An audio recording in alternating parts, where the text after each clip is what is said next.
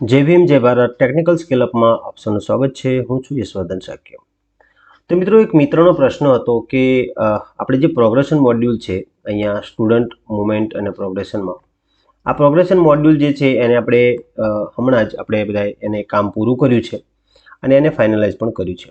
તો એ મિત્રનો પ્રશ્ન હતો કે પ્રોગ્રેશન મોડ્યુલ ફાઇનલાઇઝ કર્યા પછી અત્યારે જે શાળામાં બાળકો ભણી રહ્યા છે એમાંથી કોઈ સર્ટી લઈને જાય આપણી શાળામાંથી તો એને આપણે આપણી શાળામાંથી કેવી રીતે એને રિમૂવ કરી શકીએ અથવા આપણે એને કેવી રીતે બતાવી શકીએ કે ભાઈ આ બાળક હવે શાળામાં નથી। તો મિત્રો આના માટે એક તમને સરસ મજાની એક એની રીત બતાવું છું, જોશો બધા। ભવિષ્યમાં તમારે પણ કદાચ કંઈક કામ આવી શકે છે। તો મિત્રો એ જ અહીંયા આપણે જોવાનું છે। પ્રોગ્રેશન મોડ્યુલ આપણું પૂરું થઈ ગયું છે અને આપણે ફાઇનલાઇઝ કરી દીધું છે।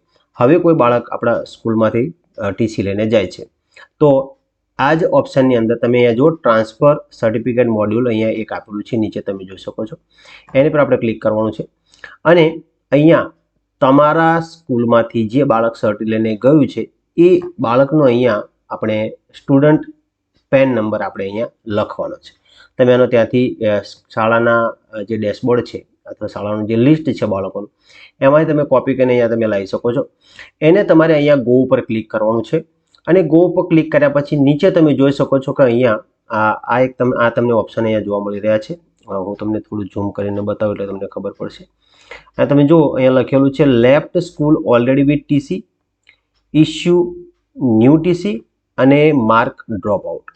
તો આમાંથી તમારી શાળામાં એનો જે પ્રશ્ન હોય મતલબ કે જો ટીસી લઈને ગયું છે તો આપણે એને નવું ઇશ્યુ ન્યૂ ટીસી આપેલું છે તો અને માર્ક ડ્રોપ આઉટ હોય તો આ ત્રણ ઓપ્શનમાંથી આપણે અહીંયા જે સિલેક્ટ કરવાનું છે। પરંતુ એ પહેલાં આપણે અહીંયા શું કરીશું, student general profile must be completed before marking him as having left school already with TC mark drop out.